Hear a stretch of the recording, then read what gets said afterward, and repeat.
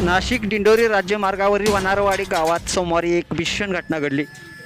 शेतकरी कुटुंब शेतामध्ये नेहमीप्रमाणे काम करत असताना 21 वर्षीय तरुणी उसाच्या शेजारी गवत कापायला तिने सुरुवात केली होती। तेव्हाच दाबा धरून बसलेल्या बिबट्याने अचानक तिच्यावर जीवघेणा हल्ला केला। गावच्या शांत वातावरणाला चिरत तरुणीच्या जीवघेण्या किंकाळ्या आसमंतात घुमल्या।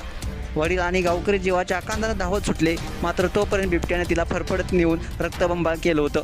ग्रामस्थांच्या गर्दीचा आणि आरडाओरडाचा अंदाज घेत बिबट्या तिथून पसार झाला। गंभीर अवस्थेत असलेल्या त्या तरुणीला तात्काळ दिंडोरी येथील रुग्णालयात दाखल देखील करण्यात आलं होतं, पण डॉक्टरांनी तिचा मृत्यू झाल्याचं जाहीर केलं। या धक्कादायक घटनेनं संपूर्ण गावात भीतीचं आणि संतापाचं वातावरण पसरलं आहे। ग्रामस्थांनी वन विभागावर संतप्त अशा प्रतिक्रिया व्यक्त केलेल्या आहेत। अनेक दिवसापासून बिबट्याचा वावर असल्याच्या तक्रारी देऊन देखील वन विभागाने दुर्लक्ष केल्याचा आरोप ग्रामस्थ करत आहेत। पोलिसांनी घटनास्थळी पंचनामा केला असून वन विभाग अधिकारी अधिक तपास करत आहेत।